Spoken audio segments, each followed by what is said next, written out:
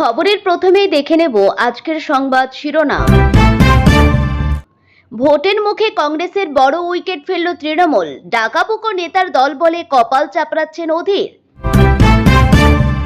ডাক mode on করে যুদ্ধের বাজারে হরমুজ হয়ে প্রথম জাহাজ এলো ভারতে। বুকিংয়ের কতদিন পর পাবেন এলপিজি সিলিন্ডার? অবশেষে বিরাট ঘোষণা করে দিল মোদী সরকার। উঠল গুরুতর অভিযোগ, মমতার বিরুদ্ধে এফআইআর দায়ের করল বিশ্ব হিন্দু পরিষদ। ইরান সংঘাতে বিপুল ব্যয়, 6 দিনে আমেরিকার খরচ 1 লক্ষ কোটি টাকার বেশি। সুপ্রিম কোর্টে ধাক্কা খেয়েই রণমূর্তি ট্রাম্পের, ভারত সহ 16 দেশের বিরুদ্ধে যুদ্ধ ঘোষণা আমেরিকার। আসছি বিস্তারিত খবরে। বিধানসভা নির্বাচনের দামামা বেজে গেথে পুরোদমে মুর্শিদাবাদ জেলা জুড়ে শুরু হয়েছে রাজনৈতিক দলবদলের পালা। এই আবহে কান্দি মহকুমায় কংগ্রেসের দুর্গে বড়সড় আঘাত হানল শাসক দল তৃণমূল কংগ্রেস। কান্দি মহকুমা কংগ্রেসের সভাপতি তথা প্রাক্তন কংগ্রেস বিধায়ক সাফিউল আলম খান আনুষ্ঠানিকভাবে তৃণমূল কংগ্রেসে যোগদান করেন। তাঁর এই দল ত্যাগ কংগ্রেসে বড়সড় ধাক্কা হিসাবে দেখা হচ্ছে। মুর্শিদাবাদের কান্দির পুরন্দরপুরে একটি বর্ণাঢ্য অনুষ্ঠানের আয়োজন করা হয়। সেখানে মুর্শিদাবাদ জেলা তৃণমূল সভাপতি অপূর্ব সরকারের হাত থেকে তৃণমূলের দলীয় পতাকা গ্রহণ করেন সাফিউল আলম খান। তার সঙ্গে আরও বেশ কিছু কর্মী সমর্থক শাসক দলে সামিল হয়েছেন বলে খবর। অপূর্ব সরকার সংবাদ মাধ্যমকে বলেন, সাফিউল আলম খান সাহেবের মতো একজন অভিজ্ঞ নেতা দলে আসায় কান্দি এলাকায় মমতা বন্দ্যোপাধ্যায়ের হাত আরও শক্ত হলো। মানুষের উন্নয়নের স্বার্থেই তিনি আমাদের সঙ্গে এসেছেন। কংগ্রেসের দীর্ঘদিনের লড়াকু নেতা হিসাবে পরিচিত সাফিউল আলম খান কেন হঠাৎ দল ছাড়লেন তা নিয়েই জল্পনা তুঙ্গে। রাজনৈতিক বিশ্লেষকদের মতে জেলা কংগ্রেসের অন্দরে দীর্ঘদিনের টানাপোড়েন এবং আগামী নির্বাচনের লড়াইয়ের রণকৌশল নিয়ে মতবিরোধের জেরেই তিনি এই সিদ্ধান্ত নিয়েছেন। দল বদলের পর সাফিউল আলম খান জানান যে মমতা বন্দ্যোপাধ্যায়ের উন্নয়নমূলক কাজের শরিক হতেই এবং সাধারণ মানুষের পাশে আরও দৃঢ়ভাবে দাঁড়াতেই এই পদক্ষেপ গ্রহণ করেছেন। কান্দি মহকুমা ছিল অধীর চৌধুরী তথা কংগ্রেসের অন্যতম শক্ত ঘাঁটি। সাফিউল আলম খান ওরফে বনু ছিলেন এই অঞ্চলের কংগ্রেস সংগঠনের মূল কারিগর। তার মতো একজন হেভিওয়েট নেতা দল ত্যাগ করায় শুধু কান্দি নয়, সংলগ্ন বিধানসভা কেন্দ্রগুলিতেও কংগ্রেসের ভোট ব্যাংক ধস নামার আশঙ্কা তৈরি হয়েছে। নির্বাচনের প্রাক্কালে এই মাস্টার স্ট্রোক দিয়ে তৃণমূল কংগ্রেস কান্দিতে নিজেকে একচ্ছত্র আধিপত্য কায়েমের পথ প্রশস্ত করল। যুদ্ধ শুরু হওয়ার পর প্রথমবার আশঙ্কা মাথায় নিয়েই হরমুজ প্রণালী পেরিয়ে প্রথম জাহাজ এলো ভারতে। ওমান উপসাগর এবং আরব সাগর পেরিয়ে সেটি পৌঁছেছে ভারতে। তথ্য লাইবেরিয়ার পতাকা পাখি ওই জাহাজে রয়েছে 1,35,000 মেট্রিক টনের বেশি অপরিশোধিত তেল। নাম সেন্টলং সুয়েজ ম্যাক্স। ওই তেল এবার যাবে মুম্বাইয়ের শোধনাগারে। তারপর থেকেই চর্চায় ওই তেলবাহী জাহাজ এই পরিস্থিতিতেও কিভাবে পৌঁছালো মুম্বাইয়ে, কোন পন্থা অবলম্বন করে কেল্লা ফতে। সর্বভারতীয় সংবাদ মাধ্যমের এই প্রতিবেদনে উল্লেখিত লাইবেরিয়ার পতাকাবাহী জাহাজটি 1 মার্চ সৌদি আরবের রাস্তানুরা বন্দর থেকে রওনা দেয়। সামুদ্রিক ট্র্যাকিং তথ্য থেকে জানা যায় যে জাহাজটির সিগন্যাল শেষবার 8ই মার্চ হরমুজ প্রণালীর ভেতরে পর্যবেক্ষণ ব্যবস্থা দেখা দিয়েছিল, তারপর নিখোঁজ হয়ে যায়। এর থেকে বোঝা যায় যে জাহাজের ক্রুরা বিপজ্জনক জলপ্রপাত অতিক্রম করার সময় জাহাজের স্বয়ংক্রিয় শনাক্তকরণ ব্যবস্থা এবং ট্রান্সপন্ডার বন্ধ করে দিয়েছিলেন।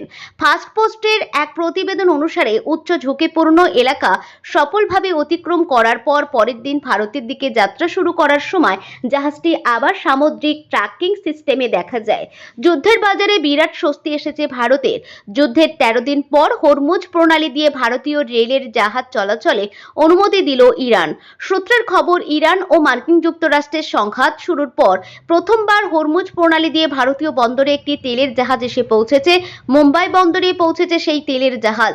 আন্তর্জাতিক সংবাদ মাধ্যম সূত্রে আরও জানা গেছে, ইরানের বিদেশমন্ত্রী আব্বাস আরাগাছি ও ভারতের বিদেশমন্ত্রী এস জয়শঙ্করের মধ্যে আলোচনার পরেই ভারতকে এই বিশেষ অনুমতি দিয়েছে ইরান। এই আলোচনার পরেই ভারতের দুটি তেলের জাহাজ পুষ্পক ও পরিমল হরমুজ প্রণালী দিয়ে ভারতে আসার ছাড় পেয়েছে। শীঘ্রই ভারতের বন্দরে এই জাহাজ দুটি পৌঁছবে। প্রসঙ্গত গত 28 ফেব্রুয়ারি ইরানে যৌথভাবে ইসরায়েল ও মার্কিন যুক্তরাষ্ট্র হামলা চালায়। এই যুদ্ধ শুরুর পরেই হরমুজ প্রণালী দিয়ে তেলের জাহাজ চলাচল বন্ধ করে দেয় ইরান, যার জেরে ভারতের অপরিশোধিত তেলের দাম বাড়ার আশঙ্কা শুরু থেকেই ছিল। যুদ্ধের ঝাঁজ বাড়ার সঙ্গে সঙ্গে ভারতে এলপিজি সংকটের আশঙ্কাও তৈরি হয়েছে। দাম বেড়েছে এলপিজি গ্যাস সিলিন্ডার এবং রান্নার গ্যাসেরও। এলপিজি সংকটের আশঙ্কায় দেশ জুড়ে বিরাট শোরগোল। ইতিমধ্যে বহু বড় শহরে একাধিক হোটেল রেস্তোরাঁ বন্ধ হয়ে গেছে। বড় রেস্তোরাঁগুলি মেনুতেও কাটছাট করেছে। দাম বাড়ছে খাবারের, অটো, বাসে। পারস্য উপসাগরের গুরুত্বপূর্ণ সমুদ্রপথ হরমুজ প্রণালী বিশ্বের জ্বালানি পরিবহনের অন্যতম প্রধান পথ। এই প্রণালীটি যুদ্ধ পরিস্থিতির কারণে এই পথ দিয়ে জ্বালানি পরিবহন ব্যাহত হচ্ছে। তার ফলে এলপিজি সরবরাহে তৈরি হয়েছে সমস্যা। ভারতে রান্নার গ্যাসের একটি বড় অংশ বিদেশ থেকে আমদানি করা হয়। মোট চাহিদার প্রায় 60% এলপিজি আমদানি করতে হয়। এর মধ্যে প্রায় 85 থেকে 90% গ্যাস হরমুজ প্রণালী হয়ে দেশে আসে। দেশে বছরে প্রায় 31 মিলিয়ন টন এলপিজি ব্যবহার হয়। এর মধ্যে প্রায় 87% ব্যবহার করে সাধারণ পরিবার, বাকি অংশ ব্যবহার করে হোটেল ও রেস্তোরাঁ। যুদ্ধের কারণে বাণিজ্যিক এলপিজি সিলিন্ডারের সরবরাহে সমস্যা দেখা দিয়েছে, ফলে সবচেয়ে বেশি বিপাকে পড়েছে হোটেল ও রেস্তোরাঁ। দেশ জুড়ে বাণিজ্যিক এলপিজি সিলিন্ডারের ঘাটতি টানা তৃতীয় দিনে পড়লেও সাধারণ মানুষকে আতঙ্কিত না হওয়ার আশ্বাস দিয়েছে কেন্দ্র। সরকারের দাবি, গৃহস্থলীর এলপিজি সরবরাহ স্বাভাবিক রয়েছে এবং বুকিংয়ের পর গড়ে প্রায় 2.5 দিনের মধ্যেই সিলিন্ডার পৌঁছে দেওয়া হচ্ছে।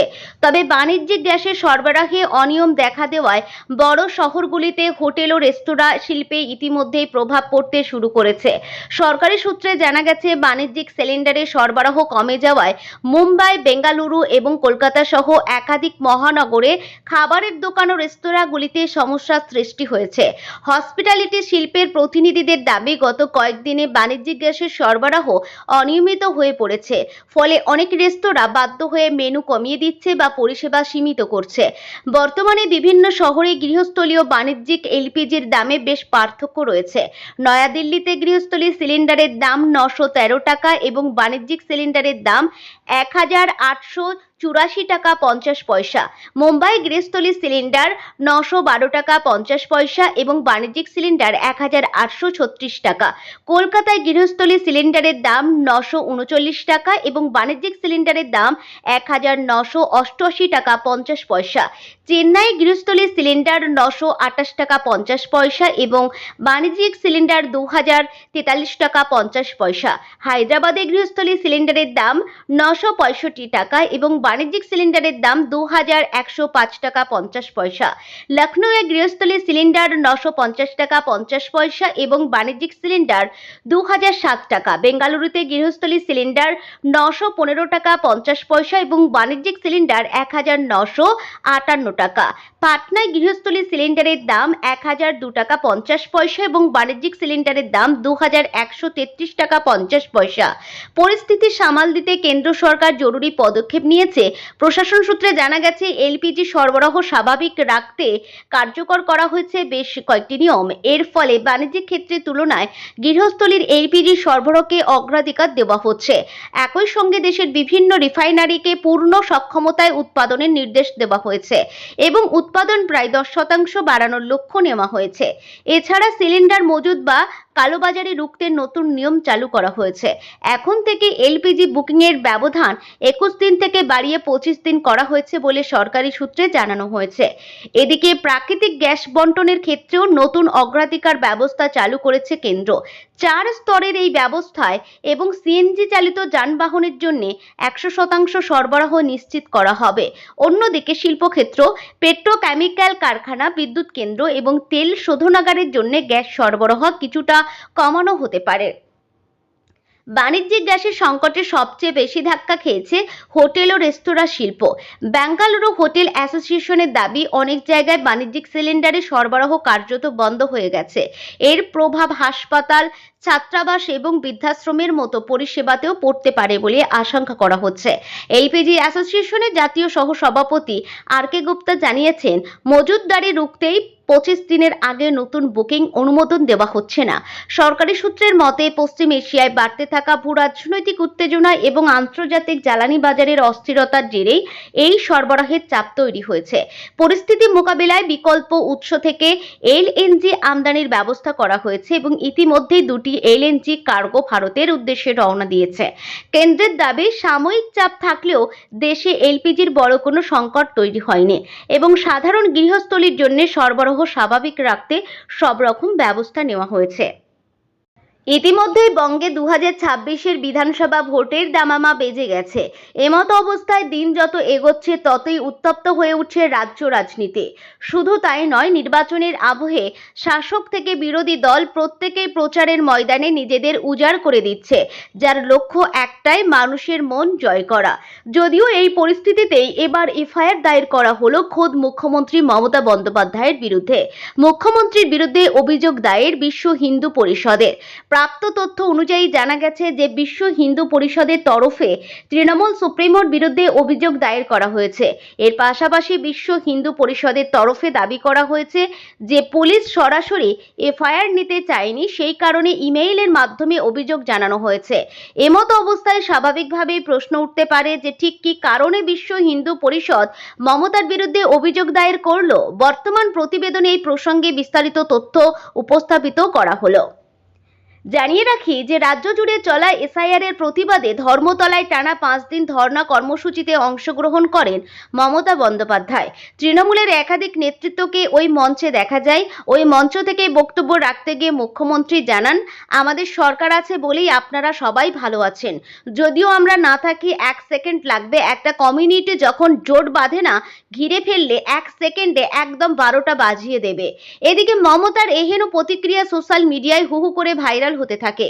পাশাপাশি খোদ মুখ্যমন্ত্রীর কাছে থেকে এহেন মন্তব্যের পরিপ্রেক্ষিতে শুরু হয় সমালোচনা এবং রাজনৈতিক তরজাও।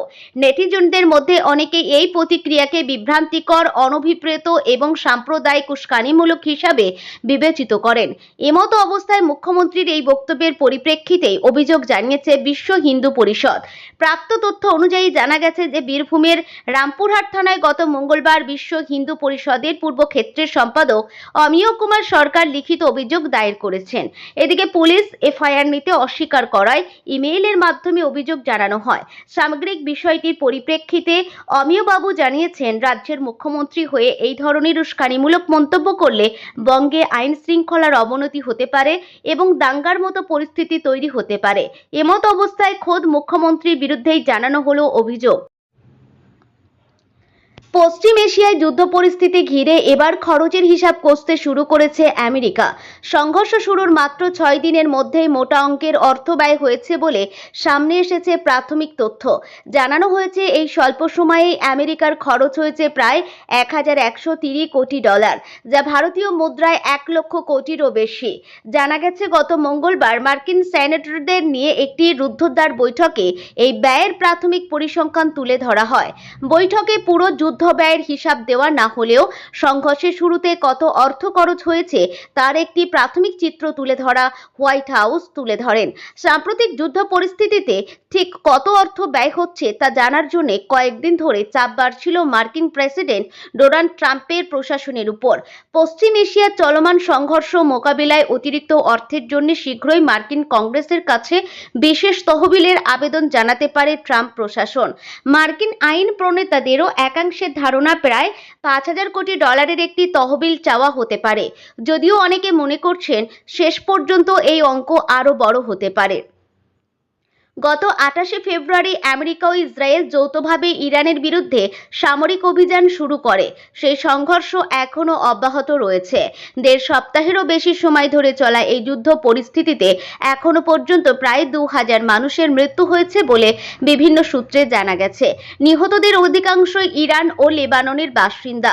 যুদ্ধ শুরুর প্রথম দুদিনে আমেরিকা প্রায় $560 কোটি অস্ত্র ব্যবহার করেছে। অর্থাৎ সংঘর্ষের সূচনা লগ্নে বিপুল সামরিক ব্যয় হয়েছে। এই সংঘাতে আমেরিকার ক্ষয়ক্ষতিও কম নয়। হোয়াইট হাউস জানিয়েছে এখনো পর্যন্ত অন্তত 6 জন মার্কিন সেনার মৃত্যু হয়েছে। পাশাপাশি উপসাগরীয় অঞ্চলে অন্তত 17টি মার্কিন সামরিক ও অসামরিক ঘাঁটি আংশিক বা সম্পূর্ণ ক্ষতিগ্রস্ত হয়েছে।